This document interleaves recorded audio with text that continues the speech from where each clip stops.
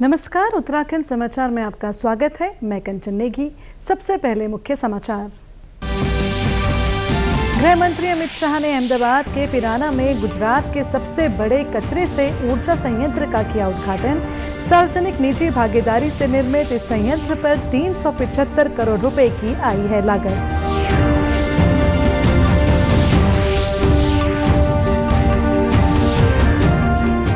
केंद्रीय युवा कार्यक्रम और खेल मंत्री डॉक्टर मनसुख मांडविया ने युवाओं का किया आह्वान। प्रतिष्ठित राष्ट्रीय युवा पुरस्कार 2022-23 के लिए करें आवेदन। आज से इस महीने की 15 तारीख तक किया जा सकता है आवेदन।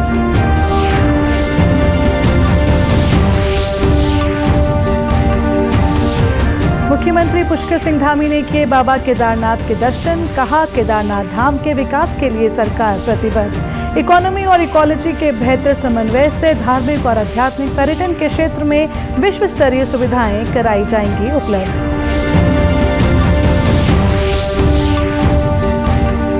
गंगोत्री धाम के कपाट कल अन्नकूट के पर्व पर शीतकाल के लिए होंगे बंद। मंदिर समिति तैयारियों में जुटी। शीतकालीन प्रवास मुखबा में मां गंगा के स्वागत की तैयारियां जोरों पर।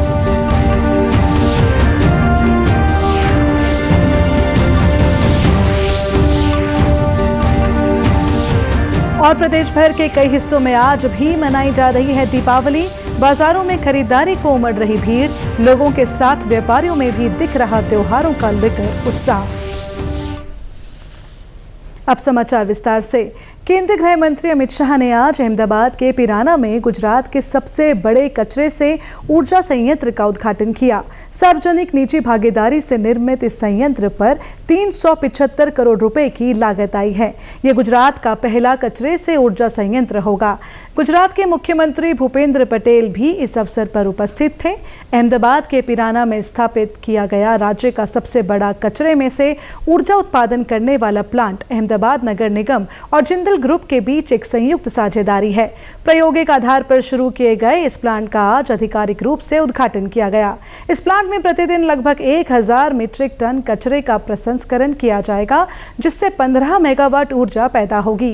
ये प्लांट हरित और स्वच्छ भविष्य को सुनिश्चित करेगा, बल्कि प्रभावी कचरा व्यवस्थापन के लिए एक आदर्श पहल भी साबित होगी। केंद्रीय युवा कार्यक्रम और खेल मंत्री डॉक्टर मनसुख मांडविया ने युवाओं का आह्वान किया है कि वे प्रतिष्ठित राष्ट्रीय युवा पुरस्कार 22-23 के लिए आवेदन करें। ये पुरस्कार 15 से 29 वर्ष की आयु के व्यक्तियों और संगठनों को विकास और समाज सेवा के विभिन्न क्षेत्रों में उत्कृष्ट कार्य और योगदान के लिए दिए जाते हैं। इन क्षेत्रों में स्वास्थ्य, मानवाधिकार, प्रोत्साहन, सक्रिय नागरिकता और समुदाय सेवा शामिल है। पुरस्कार के रूप में व्यक्ति को पदक, प्रमाण पत्र और 1 लाख रुपए नकद तथा संगठन के मामले में 3 लाख रुपए नकद दिए जाते हैं। 2022-23 के राष्ट्रीय युवा पुरस्कारों के लिए आवेदन गृह मंत्रालय के पुरस्कार पोर्टल के जरिए आमंत्रित किए गए हैं। आज से इस महीने की 15 तारीख तक आवेदन किया जा सकता है। वीडियो संदेश में डॉक्टर मनसुख मांडविया ने कहा कि ये पुरस्कार केवल अलंकरण मात्र नहीं है, बल्कि प्रगतिशील और समावेशी भारत को मजबूत बनाने में युवा नेतृत्व का सम्मान है। मेरे युवा साथियों, भारत की युवा शक्ति से पूरी दुनिया परिचित है। खेल से लेकर ज्ञान, विज्ञान, अनुसंधान, हर क्षेत्र में हमारी युवा शक्ति दुनिया में किसी से कम नहीं है। ऐसे ही युवाओं जो देश को विकसित बनाने में अपना महत्वपूर्ण योगदान दे रहे हैं, उनको हर वर्ष राष्ट्रीय युवा पुरस्कार से सम्मानित किया जाता है। यह केवल एक पुरस्कार ही नहीं, बल्कि हमारे युवा साथियों द्वारा राष्ट्र की प्रगति और सामाजिक कार्यों में उनके द्वारा दिए गए योगदान का सम्मान है।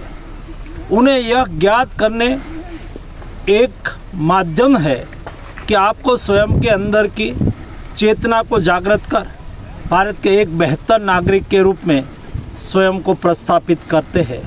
मुझे बताते हुए हर्ष है कि सरकार ने राष्ट्रीय युवा पुरस्कार 2022-23 हेतु आवेदन की तारीख 1 नवंबर 2024 से 15 नवंबर 2024 तक जारी कर दी है। मेरा सभी देश के युवाओं को आग्रह है, जिसमें कोई अच्छा सामाजिक कार्य किया हो, देश के पर्यावरण को बचाने का कार्य करा हो, देश की संस्कृति को जीवंत रखने का कार्य करा हो, देश के युवा जगत में कोई विशिष्ट आपका योगदान हो, तो आप अवश्य आवेदन पत्र दीजिए और इस पुरस्कार के अधिकारी बनिए।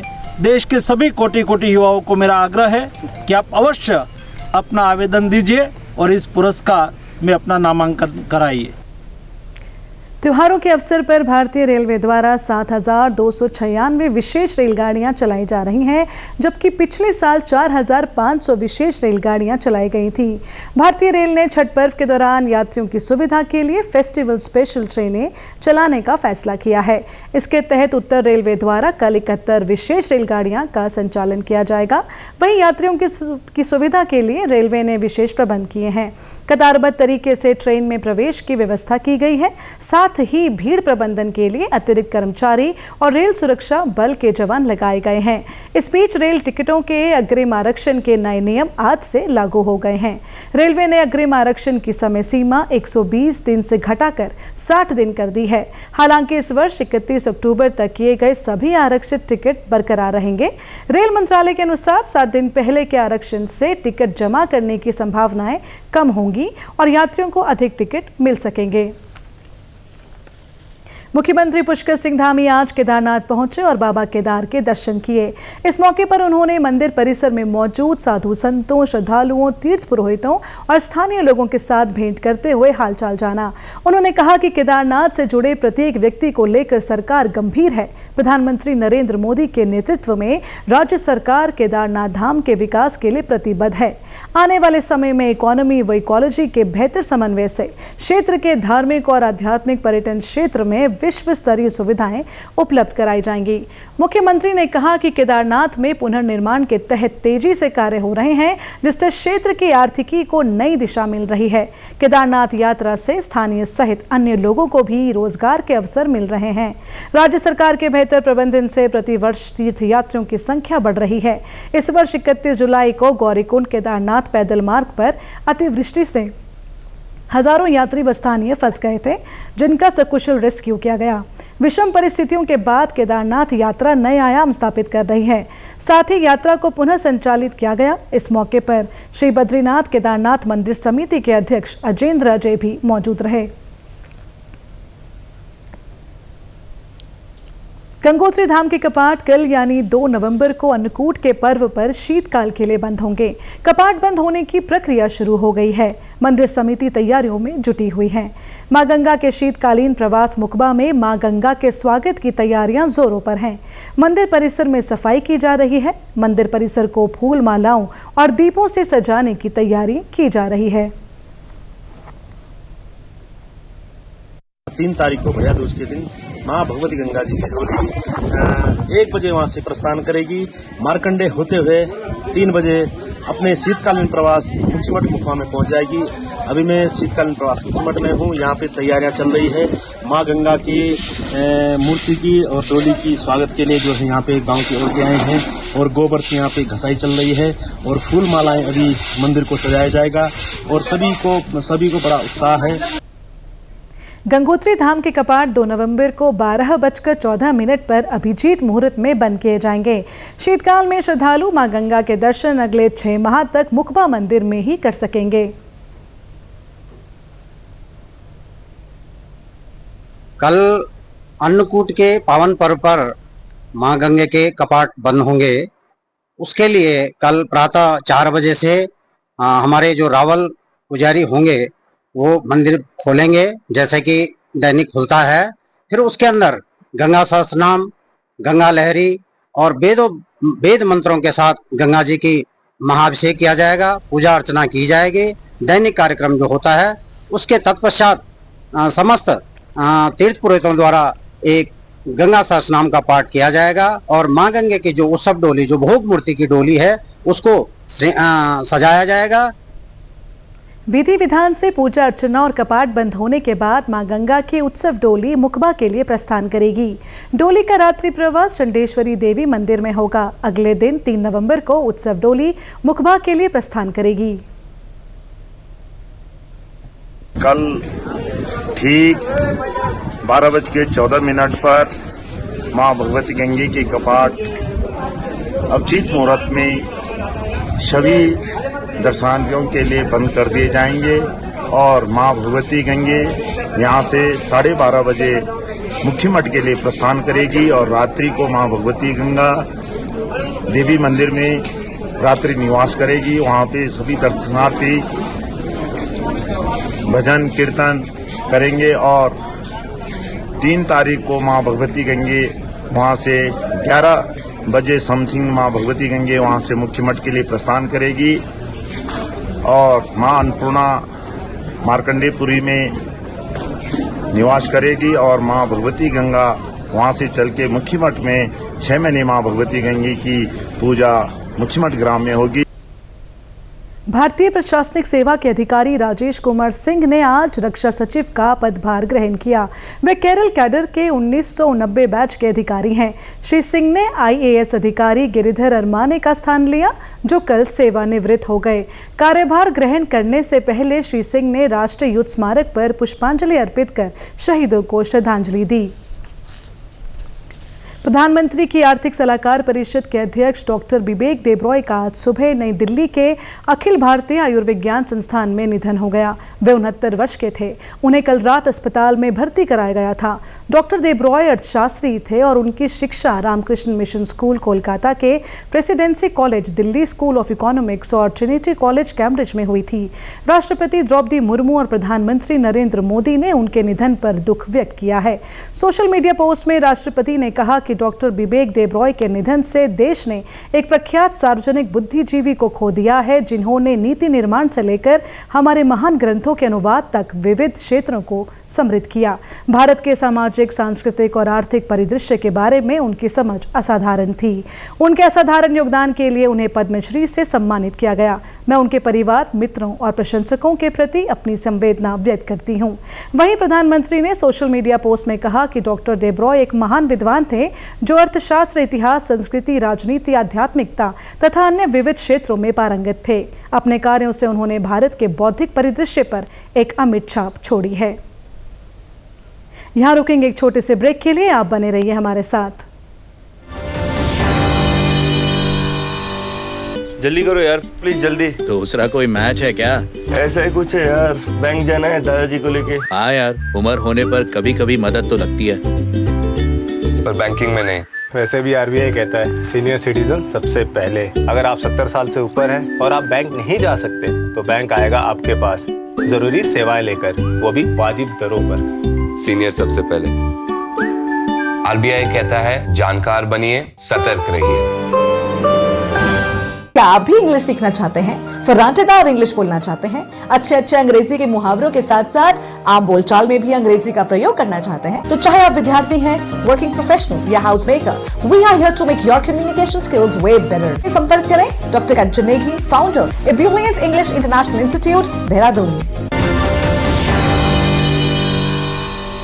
ब्रेक के बाद एक बार फिर आपका स्वागत है। श्री बद्रीनाथ धाम और श्री केदारनाथ धाम में दीपावली का पर्व हर्षोल्लास से मनाया जा रहा है।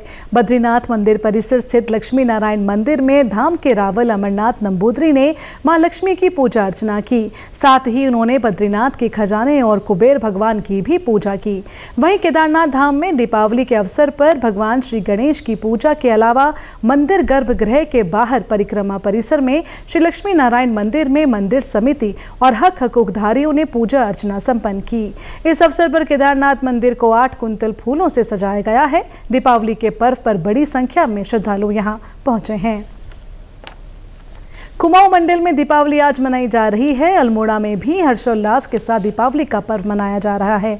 अल्मोड़ा जिले में महिलाओं द्वारा घर के द्वार पर परंपरागत शैली में एपण बनाए गए हैं। यह परंपरा है कि दीपावली के दिन गन्ने से लक्ष्मी देवी की आकृति बनाई जाती है और उनका पूजन किया जाता है। वहीं बाजार में भी दीपावली पर खरीदारी के लिए लोगों की भीड़ उमड़ रही है। अल्मोड़ा निवासी अनीता कफलिया ने बताया कि दीपावली के दिन गन्ने से लक्ष्मी बनाने की परंपरा है। शाम को लक्ष्मी का विधिवत पूजन किया जाएगा और परिवारजनों व मित्रों को प्रसाद का वितरण होगा।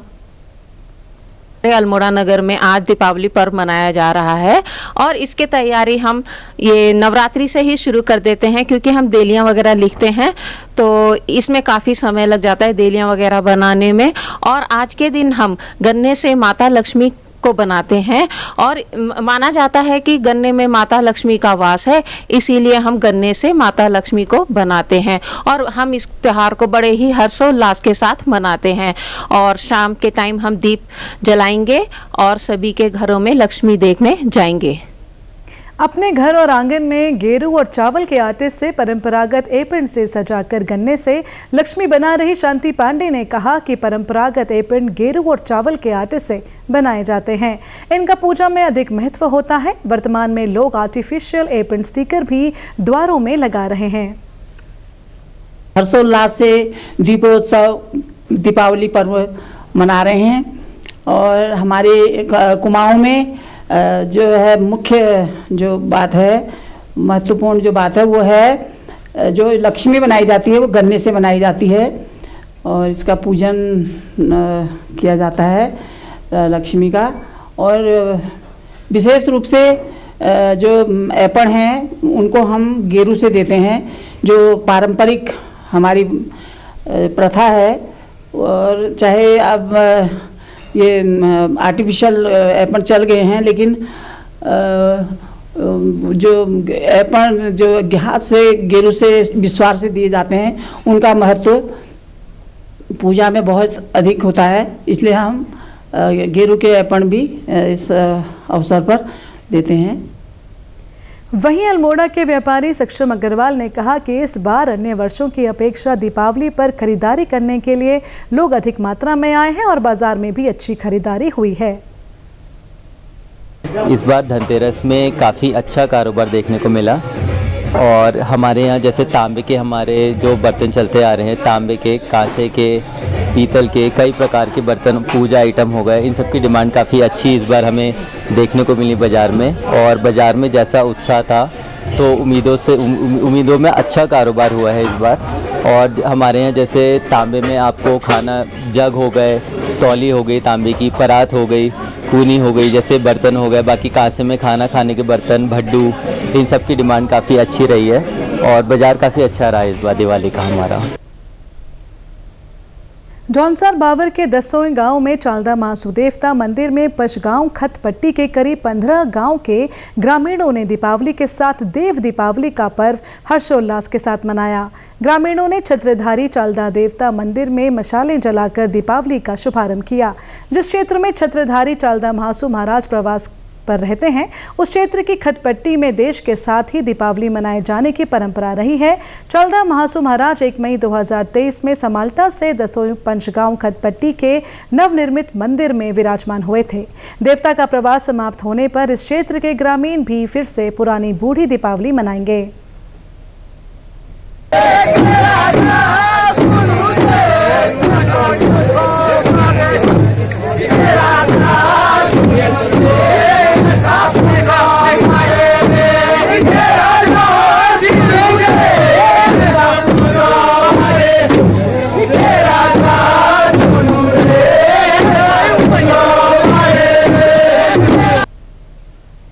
जनजातीय क्षेत्र में कई खतपट्टियों में भी दीपावली मनाई गई, जबकि अन्य क्षेत्रों में ठीक 1 महीने बाद बूढ़ी दीपावली मनाने की परंपरा सदियों से चली आ रही है। ग्रामीण भीमिल की डंडियों की मशाल बनाकर मंदिर परिसर में ढोल दमों की थाप पर नाचते गाते हुए पहुंचे और छत्रधारी चालदा महासू महाराज के जयकारे लगाए और दीपावली का जश्न मनाया। देर रात तक पारंपरिक गीतों से मंदिर परिसर गुलजार रहा। दीपावली की खास बात यह है कि इस दीपावली में पटाखे नहीं फोड़े जाते। और हमारे यहाँ जो जौनसार बावर में जो नई दिवाली मनाने का जो अभी ट्रेंड चला हुआ है, तो पहले हमारे यहाँ पुरानी दिवाली मनाई जाती थी, मतलब जस्ट 1 महीने बाद जो है ये हमारे यहाँ जौनसार में बूढ़ी दिवाली मनाई जाती थी। लेकिन अब कई जगह जो है नई दिवाली अब मना रहे लोग। जैसे जब चालदा महाराज जब से दसों में आए या जौनसार में जब से उनका प्रवेश हुआ है, तो जिस क्षेत्र में जाते तो वहाँ नई दिवाली मनाई जाती है। तो इसी परिप्रेक्ष्य में इस बार जो है जो चालदा महाराज जी समय दशों में विराजमान है और पूरे खत परसगांव में क्या आधे जौनसार में शायद इस बार नई दिवाली मनाई जा रही है उन्हीं के इस भगवान चालदा महाराज जी के इसमें भी। सीमांत जनपद चमोली में आज दूसरे दिन भी दीपावली का पर्व धूमधाम के साथ मनाया जा रहा है। गोपीनाथ मंदिर देश के उन मंदिरों में शामिल है जहां दीपावली के पर्व पर मंदिर के शिखर पर ज्योति प्रज्वलित की जाती है, जिसे यमदीप कहा जाता है। मान्यता के अनुसार ज्योति प्रज्वलित होते ही शंख ध्वनि बजाई जाती है और इस शंख ध्वनि और प्रज्वलित ज्योति को देखते हुए निकटवर्ती 64 गाँव के ग्रामीण अपने घरों में दीप जलाकर दीपावली के पर्व की शुरुआत करते हैं। गोपीनाथ मंदिर से जुड़े 64 गूठ गांव के लोग शिव के इस गोपीनाथ मंदिर को अपना आराध्य मानते हैं। दीपावली के पर्व पर इस मंदिर से जुड़े गांव के लोग अपने खेतों में बोए हुए सरसों से पिरोया हुआ तेल मंदिर में चढ़ाते हैं। गोपीनाथ मंदिर से जुड़े हक हकूकधारी और पुजारी क्रांति प्रसाद भट्ट का कहना है कि गोपीनाथ मंदिर उत्तराखंड ही नहीं बल्कि भारत का ऐसा शिव मंदिर है जिसके शिखर पर दीपावली के पर्व में दीपक जलाया जाता है। दरअसल केवल उत्तराखंड ही नहीं है, संभवतः पूरे भारत का पहला ऐसा शिव मंदिर होगा जिस दीपावली में जिसके सीट्स पर दीपक जलने के बाद 64 गांवों के लोग एक साथ दीपावली मनाते हैं। ये परंपरा गोपेश्वर के गोपीनाथ मंदिर की है। यहाँ पर प्राचीन काल से ये परंपरा है कि गांव के लोग अपने खेतों से उगी सरसों से जो तेल निकलता है उसको लेकर के गोपीनाथ मंदिर परिसर में पहुंचते हैं और संकल्प लेते हैं कि पूरे गांव में दुनिया में सुख समृद्धि आरोग्यता हो। और ये संकल्प लेकर के फिर एक आदमी मंदिर के शीर्ष पर पहुंचता है और वहां से शंख ध्वनि बजती है, दीपक जलता है। तब पूरे 64 गांव के लोग जो इस मंदिर के गूढ़ गांव से जुड़े लोग हैं वो अपने घरों की देहरी पर दीपक जलाते हैं और जय जय गोपीनाथ, जय जय विश्वनाथ, जय जय रुद्रनाथ का उद्घोष करते हैं। चमोली जिले में जगह जगह लोग बाजारों में घरों के लिए खरीदारी कर रहे हैं। व्यापारी रमेश कपटियाल ने बताया कि इस बार दिवाली में जमकर खरीदारी हुई है, जिससे व्यापारी वर्ग में भी बहुत उत्साह देखा जा रहा है। हाँ, इस बार दीपावली को लेकर लोगों में बहुत ही उत्साह था। लोगों ने बहुत जम के खरीदारी करी और हमारे इलेक्ट्रॉनिक्स उत्पादों टीवी, फ्रिज, वॉशिंग मशीन का भी बहुत अच्छा कारोबार रहा। हम इससे बहुत संतुष्ट हैं। गंगा उत्सव 2024 का आयोजन राष्ट्रीय स्वच्छ गंगा मिशन की ओर से 4 नवंबर को हरिद्वार के चंडी घाट पर किया जाएगा। इस कार्यक्रम का आयोजन गंगा नदी को राष्ट्रीय नदी घोषित किए जाने की वर्षगांठ के उपलक्ष्य में किया जाता है। उत्सव का मुख्य उद्देश्य गंगा नदी के संरक्षण को बढ़ावा देना, इसकी सांस्कृतिक और आध्यात्मिक महत्ता को उजागर करना और स्वच्छता के प्रति जन जागरूकता बढ़ाना है। गंगा उत्सव अत्यंत धूमधाम से मनाया जाएगा, जिसका नेतृत्व केंद्रीय जल शक्ति मंत्री CR पाटिल कर रहे हैं। उत्सव के उद्घाटन समारोह में मुख्यमंत्री पुष्कर सिंह धामी, जल शक्ति राज्य मंत्री राजभूषण चौधरी और जल शक्ति मंत्रालय की सचिव देवश्री मुखर्जी के साथ अन्य गणमान्य लोग भी शामिल होंगे। ये आयोजन BSF के सहयोग से आयोजित होने वाले आगामी गंगा महिला राफ्टिंग अभियान के फ्लैग ऑफ समारोह का भी हिस्सा होगा। 50 दिनों तक चलने वाला ये अभियान गंगा नदी के किनारे 9 प्रमुख शहरों और कस्बों से होकर गुजरते हुए गंगा सागर पर समाप्त होगा। महोत्सव में घाट पर हाट कार्यक्रम भी शामिल होगा, जिसमें स्थानीय विभागों की ओर से स्टॉल लगाए जाएंगे। डिजिटल युग में साइबर क्राइम एक बड़ी चुनौती बनकर सामने आया है। आंकड़ों के मुताबिक सबसे ज्यादा अपराध 20 से 25 वर्ष के युवाओं के साथ होता है, जो सोशल मीडिया पर सक्रिय हैं। उत्तराखंड पुलिस के मुताबिक जागरूकता ही साइबर अपराध से बचाव का सबसे बेहतर तरीका है। साथ ही पुलिस के सोशल मीडिया पेज और हैंडल को फॉलो करके भी साइबर अपराध से जुड़ी सूचना और बचाव की जानकारी हासिल की जा सकती है। एक सोशल मीडिया पेज है साइबर दोस्त। ये केंद्र सरकार के भारतीय साइबर अपराध समन्वय केंद्र का एक स्वचालित चैटबॉट है। सबसे बड़ा जो हमारा एक तरीका है वो है हमारा जागरूकता।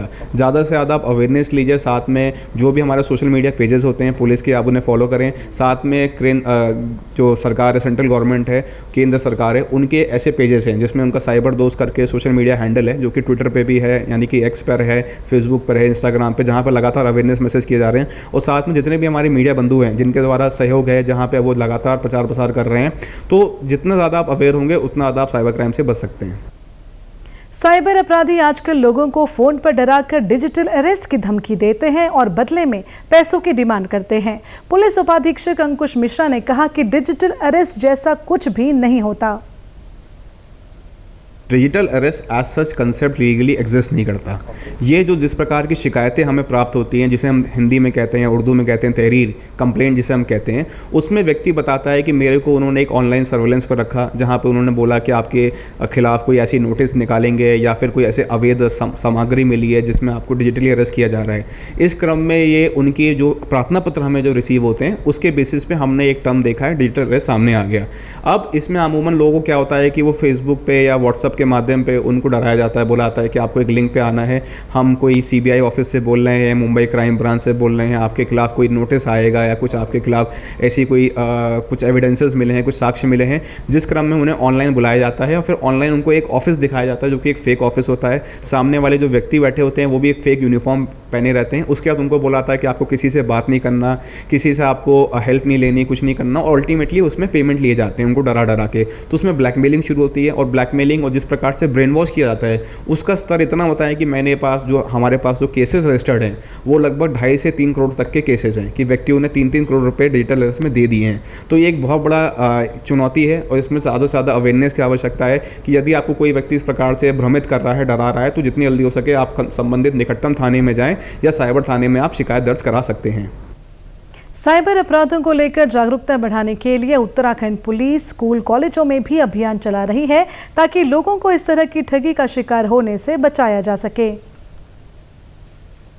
कि हम लगातार स्कूल्स में, कॉलेजेस में, जैसे देहरादून की बात करूंगा, हरिद्वार की बात करूंगा और उधम सिंह नगर में भी हमारी टीम्स लगातार, क्योंकि हमारी अलग अलग जिलों में टीम्स भी हैं, वो कॉलेज में जाती हैं, स्कूल्स में जाती हैं, तो लगातार प्रोग्राम्स करती हैं, अवेयरनेस प्रोग्राम्स करती हैं। साथ में हमारे ऑर्गेनाइजेशन से, जैसे मैं कोई ऑर्गेनाइजेशन का नाम लूँगा कि जैसे ONGC हो गया और भी PSUs हो गए, वहाँ पर हमारी टीम जाती रहती है। साथ में हम लोग सोशल मीडिया के माध्यम से भी लगातार अवेयरनेस कर रहे हैं और फिर प्रेस में भी लगातार हम छापते रहते हैं, लिखते रहते हैं कि क्या क्या प्रकार के साइबर क्राइम सामने आ रहे हैं। तो लगातार हमारा प्रचार प्रसार और प्लस रेडियो के माध्यम से भी हम लोग लगातार प्रचार प्रसार का प्रयास कर रहे हैं। प्रदेश के समाचारों में बस इतना ही। चलते चलते मुख्य समाचार एक बार फिर। गृह मंत्री अमित शाह ने अहमदाबाद के पिराना में गुजरात के सबसे बड़े कचरे से ऊर्जा संयंत्र का किया उद्घाटन। सार्वजनिक निजी भागीदारी से निर्मित इस संयंत्र पर 375 करोड़ रुपए की आई है लागत।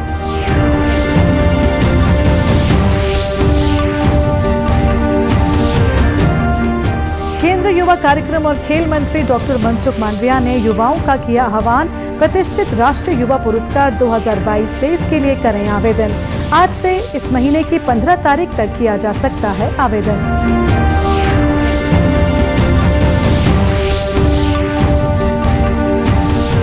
मुख्यमंत्री पुष्कर सिंह धामी ने किए बाबा केदारनाथ के दर्शन। कहा, केदारनाथ धाम के विकास के लिए सरकार प्रतिबद्ध। इकोनॉमी और इकोलॉजी के बेहतर समन्वय से धार्मिक और आध्यात्मिक पर्यटन के क्षेत्र में विश्व स्तरीय सुविधाएं कराई जाएंगी उपलब्ध। गंगोत्री धाम के कपाट कल अन्नकूट के पर्व पर शीतकाल के लिए होंगे बंद। मंदिर समिति तैयारियों में जुटी। शीतकालीन प्रवास मुकबा में मां गंगा के स्वागत की तैयारियां जोरों पर।